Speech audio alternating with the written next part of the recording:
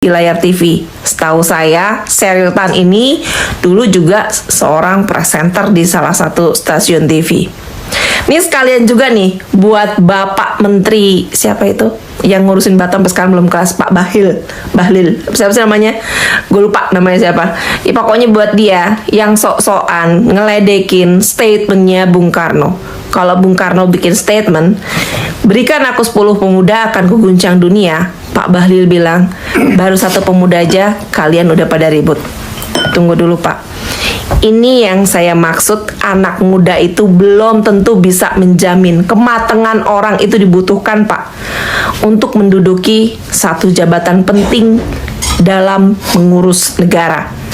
Nah ini juga nih caleg loh, caleg DPR RI dari PSI, Sheryl ya memfitnah Pak Mahfud MD yang katanya akan ikut memakzulkan Pak Jokowi. Mohon maaf, ini anak kagak tahu aturan kali ya. Mau memakzulkan orang, membatalkan penundaan atau apapun itu, semuanya harus dilakukan dulu di DPR. Di DPR udah selesai ya. Kalau udah ada kesepakatannya lebih banyak, orang pada setuju untuk dimakzulkan, baru dibawa lagi ke MK. Di MK lagi disidangkan. Baru bisa. Jangan disamain sama cara bos lo yang main langsung ke MK buat naikin anaknya. Ya beda lah. Lu lagi gimana sih? Pakai aturan. Ngerti ya Pak Bahlil? Makanya gue bilang anak muda belum tentu juga. Kalau dia kagak tahu aturan kayak begini nih jadinya. Lo dengerin aja sih suaranya. Denger ya Pak. Saya ingin mempertanyakan bagaimana dengan Pak Mahfud. Pak Mahfud saat ini masih incumbent Menko Polhukam. Dan Pak Mahfud berkeliling kantor-kantor untuk isu pemaksulan. Apakah ini juga tidak ada konflik of interest? Nah, itu ada satu hal soal isu tolong mohon saya minta isu waktu saya pemaksulan dulu. mesti dipotong. Itu adalah fitnah, itu nggak boleh. Itu nggak boleh. Oke. Pak Mahfud keliling ke kantor-kantor untuk melakukan pemakzulan. Otaknya di mana nih orangnya kalau ngomong? Kita dengerin ya. Kita dengerin penjelasan dari Pak Mahfud. Minta pemilu kata mana? Saya bilang kalau urusan pemakzulan itu kan sudah didengar orang, mereka sudah menyampaikan di berbagai kesempatan, dan itu urusannya partai politik dan DPR, bukan Menko Polhukam. Kalau sepertiga kata DPR mengusulkan, tidak boleh. Kalau 2/3 hasil jalan. Kalau 2/3 dari MHT yang setuju pemakzulan, jadi putuskan begitu. Kalau sudah setuju pemakzulan, jadi putuskan begitu. Kalau sudah setuju semua memenuhi syarat harus dibawa ke MK dulu. Itu nggak bakalan selesai setahun. Kalau situasinya kayak gini, paling tidak bakal selesai lah sebelum pemilu selesai. Itu lama itu, ada sidang pendahuluan, sidang apa di DPR. Jadi saya bilang apakah Pak Mahfud setuju? Saya nggak bilang setuju atau tidak setuju, silakan saja, tapi bawa ke DPR, jangan minta pemakzulan ke MK. Kok minta pemakzulan ke Menko Polhukam, itu bukan. Dulu yang minta undang-undang dasar, yang minta undang-undang dasar itu dirubah kan masyarakat sipil juga, agar pemerintah tidak ikut-ikutan urusan yang seperti itu. Paham ya? Harus dibawa ke MK dulu. Ada aturannya Wak. Dibawa dulu ke DPR, diberesin DPR. Yang bisa bawa ke DPR itu kan partai politik. Partai lo juga belum punya bangku juga di DPR, ya, nggak usah berisik. Jadi diurusin dulu di dalam DPR. Di DPR udah banyak yang setuju, baru dibawa ke MK pakai aturan. Sekali lagi gue bilang nih, jangan disamain sama bos lo yang udah langsung naikin anaknya aja lewat MK. Paham lo? Yang terhormat Pak Jokowi. Ya, teman-teman, ini Bahlil terima kasih ke Jokowi 3 kali dilantik dan jadi warna kuning. Nah, jadi teman-teman, kita sudah menyaksikan cuplikan video yang cukup menarik di mana menteri-menteri yang diangkat oleh seorang mantan Presiden Joko Widodo, dan kita melihat bahwa seorang Pak Bahlil Menteri SDM ini masih eksis ya di kabinet Presiden Pak Prabowo Gibran. Nah, jadi banyak yang menyatakan bahwa Pak Bahlil ini adalah menteri titipan ya dari menteri sebelumnya. Jadi dengan dikatakan di sini bahwa Pak Bahlil ini berterima kasih kepada Jokowi karena persoalan dilantik 3 kali ya. Maksudnya ini adalah 3 kali dilantik. Nah, jadi teman-teman bahwa ini banyak sekali yang memberikan pandangan begini ya. Coba kita lihat, menyatakan bahwa Menteri SDM ini Bahlil Lahadalia berterima kasih kepada Presiden Joko Widodo. Ya, dia akibatkan karena 3 kali dilantik menduduki jabatan pemerintahan. Selain itu, Bahlil juga mengungkit dirinya dilantik dengan warna kuning.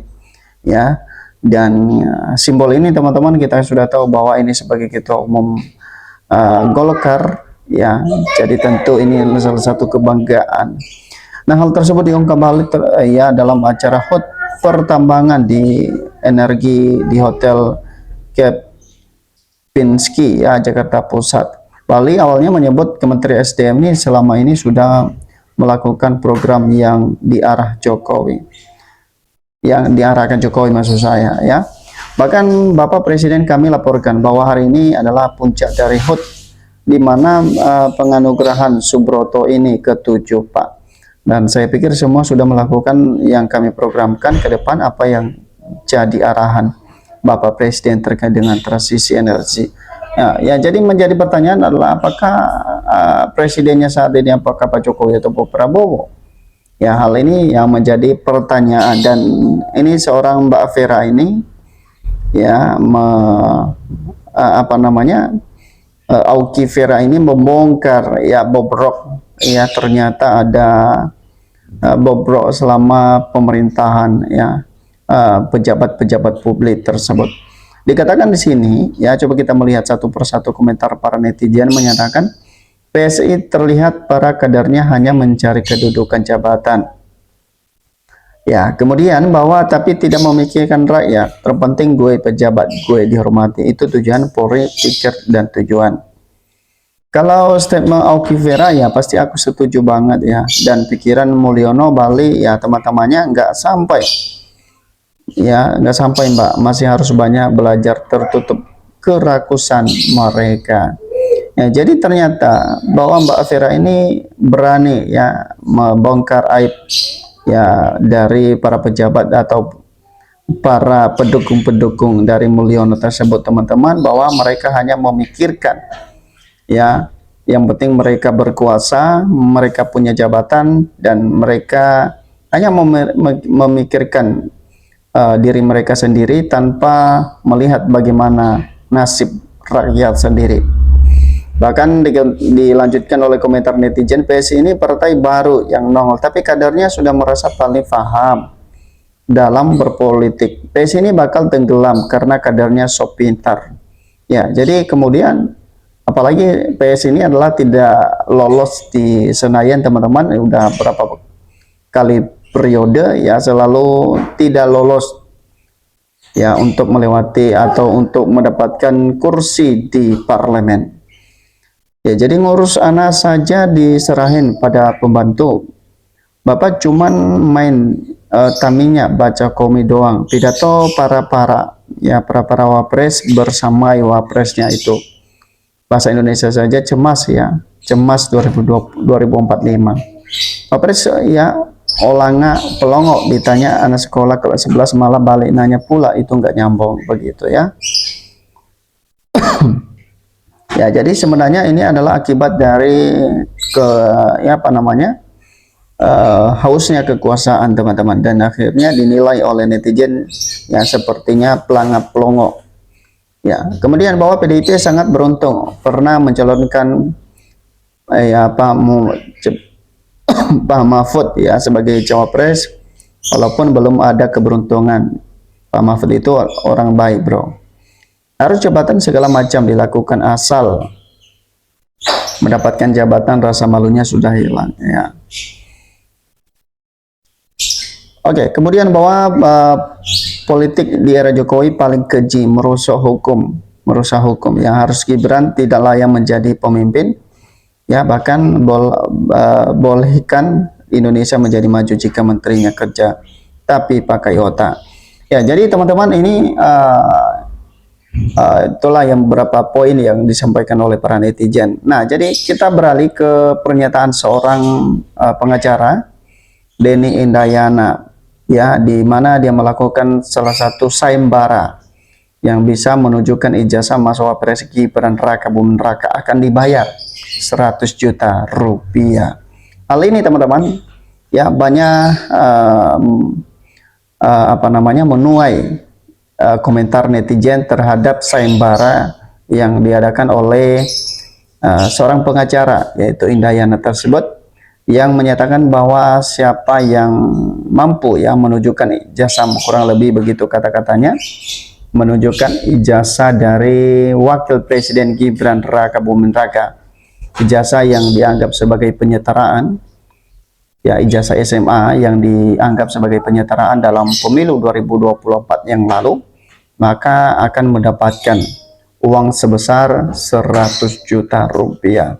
Jadi hal ini teman-teman banyak sekali dari ya pendukung-pendukung dari Mulyono tersebut teman-teman, yang menyatakan bahwa itu masih kurang ya begitu ya, kurang banyak begitu ya. Kalau misalnya 100 triliun ya mungkin bisa mereka mampu untuk menunjukkan. Jadi teman-teman, sayembara ini dibuka untuk semua kalangan masyarakat di Indonesia. Ya mungkin saja entah siapa nantinya yang mendapatkan rezeki noplok ya dari pengacara Denny Indayana tersebut dalam sayembara untuk menunjukkan ijazah dari Mas Wapres Gibran Raka Buming Raka tersebut. Itu saja teman-teman. Bagaimana menurut Anda? Berikan komentar Anda. Sampai ketemu di postingan.